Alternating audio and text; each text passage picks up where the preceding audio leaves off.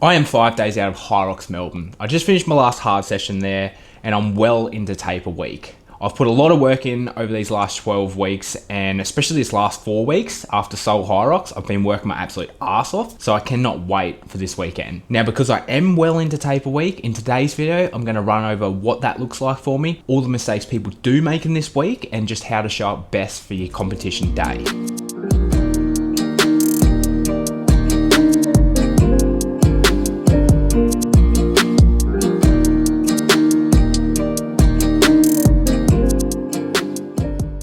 Got some yogurt, banana, mango, high in protein, carbohydrates, and low in fat. So perfect post-workout meal. Touching on the first thing for taper week is going to be nutrition. So Sunday today, my competition is on Friday and Sunday next week. So I've got 5 days till the first main event. So what nutrition is going to look like over the next 5 days is the next couple of days just going to be normal, eating probably close to the maintenance. I'm just going to focus on getting lots of whole foods in, lots of nutrition.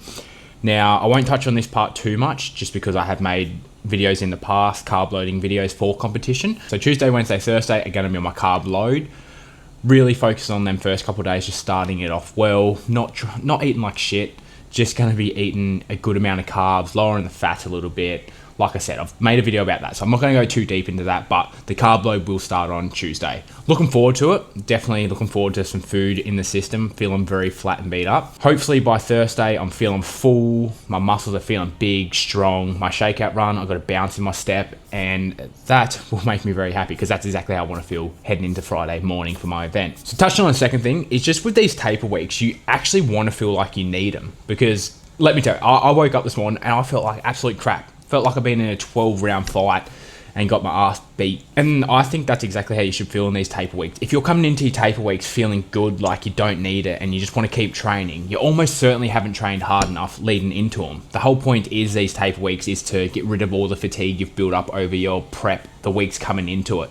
So if you're coming into your taper weeks feeling great, like I said, probably not training hard enough, your plan, you might need to have a look at it leading into your next race. But yeah, me, myself, feel absolutely crap, and I am so glad it's taper week and I don't have to train too hard and I can eat more food and just get more rest altogether because I need it. So I'm going to smash breakfast down, then we'll touch on a few more points that people get wrong leading into their competition. So point 3, and we've sort of mentioned it a couple of times, and it's kind of what makes the whole taper week, is training.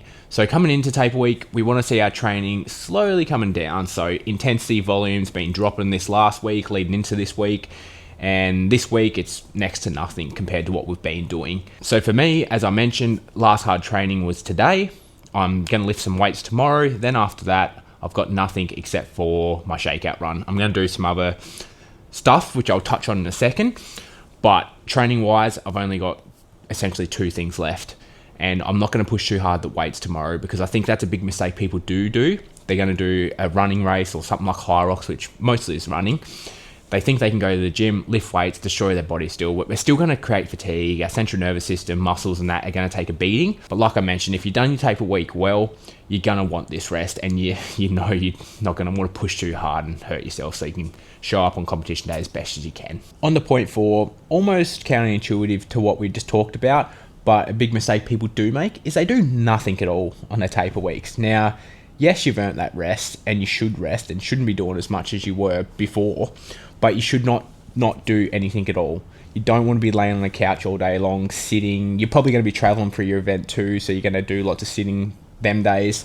You don't want to be doing that. The body's going to get tight. You're going to feel really sluggish and slow and probably heavy on your feet come competition day. So make sure you don't just do nothing at all. And I think this one leads in really well to our next point. So number 5, something that's already underdone and will help our point 4 a lot, is mobility. It's already underdone by athletes a lot. Coming into taper week, it's even more important. Like I said, it's going to combat our point 4 we touched on, doing nothing at all.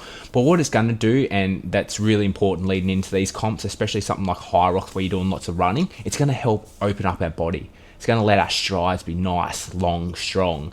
We're not going to show up on that competition day feeling tight and sluggish.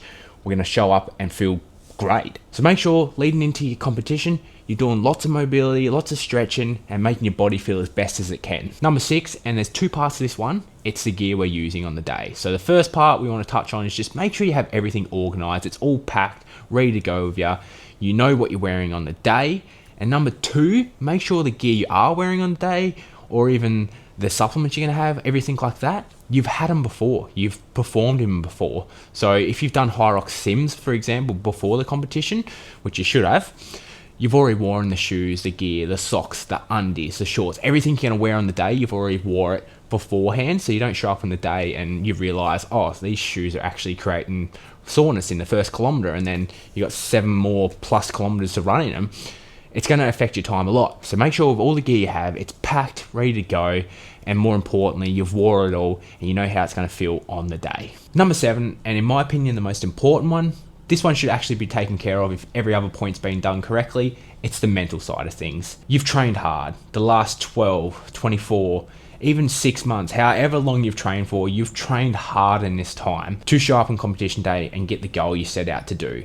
So be confident. Come into this week happy, confident. Don't be stressed out. You should know that you're going to smash your goal out if you've put the work in. And I'm sure if you're watching this, you probably have. So just show up, be happy, enjoy the weekend, don't stress. You're only going to do so many competitions in your life, so just enjoy it and have fun. The only competition is yourself. So hopefully you enjoyed today's video, and all the points we touched on is going to help you show up as best as you can on your competition day, whether it's a powerlifting competition, a HYROX competition, a running event, whatever it is. Hopefully this helps you show up as best as you can. If you want help heading into your next competition, my coaching link's in the description. I'd be more than happy to help, especially if you're here watching still.